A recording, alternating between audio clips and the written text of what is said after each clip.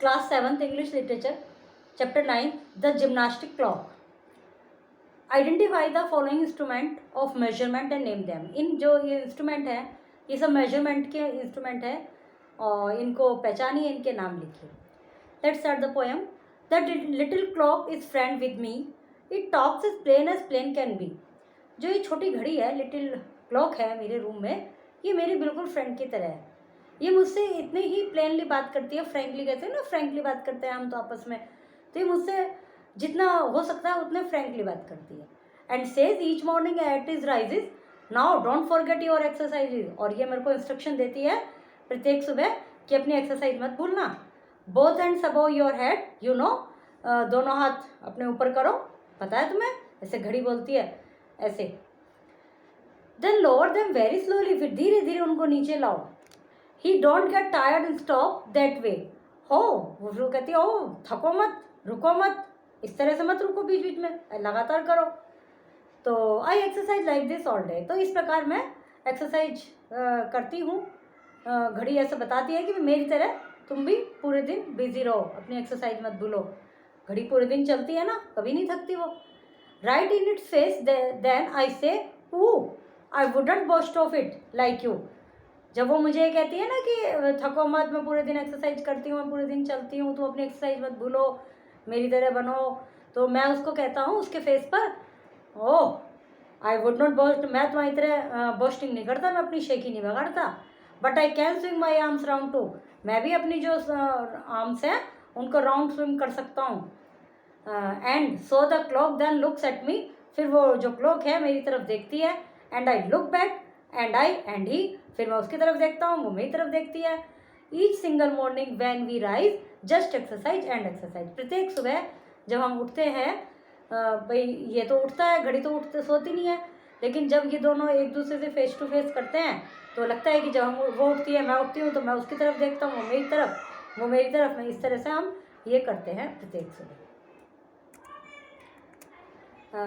जैसे इसमें घड़ी को बताया गया है कि घड़ी बातें कर रही है, घड़ी फ्रेंड है, तो इस तरह का जो भाव होता है जब किसी पोएम में, तो वो फिगर ऑफ स्पीच पर्सोनिफिकेशन कहलाता है, मानवीकरण, मतलब निर्जीव चीज़ों को, नॉन लिविंग थिंग्स को लिविंग थिंग्स की तरह, ह्यूमंस की तरह बातें कराया हुआ दिखाया जाता है। वर्ड मीनिंग है, करेक्ट ऑप्शन को चूज करना है।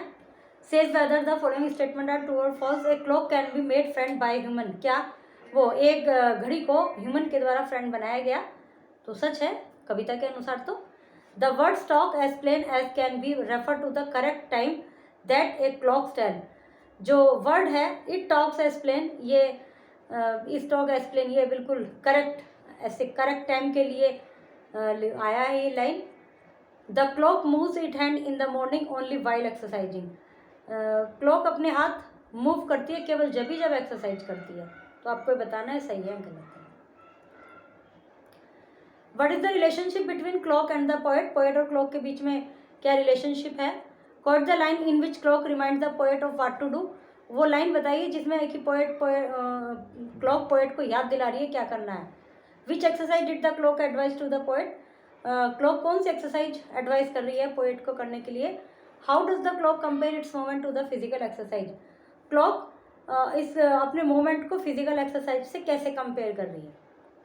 Synonyms, words having the same और nearly the same meaning are called synonym, जो शब्द जिनके सेम मीनिंग होते हैं, लगभग सेम होते हैं, वो सिनोनिम्स कहलाते हैं। Choose and right the synonyms of the following words, सही सिनोनिम्स लिखिए।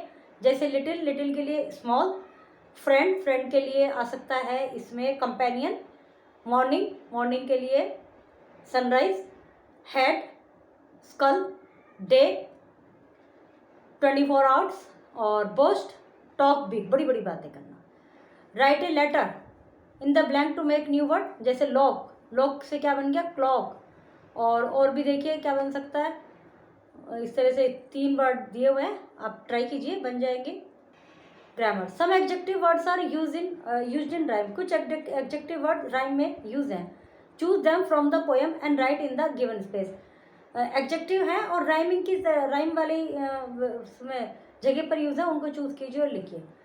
Read this words and identify whether each is a person, 1 place, 2 animal, 3 और थिंग। इन चीज़ों को पढ़िए। यदि वो पर्सन है तो 1 लिखिए, प्लेस है तो 2 लिखिए, और एनिमल बर्ड के लिए 3 लिखिए, थिंग के लिए 4 लिखिए। जैसे एथलीट क्या है ये, उसके अकॉर्डिंग यहाँ पर लिखना है। एथलीट एक व्यक्ति को जो वो होते हैं स्पोर्ट्समैन, उनको कहा जाता है। तो पर्सन है ये, इस पर पर्सन के लिए क्या लिखना है हमें, पर्सन के लिए 1। विलेज जगह है, प्लेस है, इसके लिए 2, इस तरह से लिखना है। Look at the picture, write their name in the blanks, use the plural forms wherever necessary. Picture को देखिए, उनके नाम लिखिए, जहाँ जरूरत है वहाँ प्लूरल में लिखिए। Let's communicate speaking and about nature. Work in a group of 4 student, each student should take up 1 topic related to nature. 4 student का ग्रुप बनाइए, एक एक टॉपिक लीजिए नेचर से related. For example snow, flower, tree, train, the sun, soil and so on. इस तरह से कोई भी टॉपिक ले लीजिए। Each student has to speak beginning with the sentence if there were, if there was. अपना सेंटेंस कैसे शुरू करना है, इफ देयर वर, यदि हमारे उसमें बर्फ ना होती, स्नो ना होती, तो इस तरह से। If there were no trees we would not have, यदि कोई पेड़ नहीं होते तो हमारे पास क्या नहीं होता, तो आगे ऐसे ऐसे कंप्लीट करना है। Okay, chapter is completed.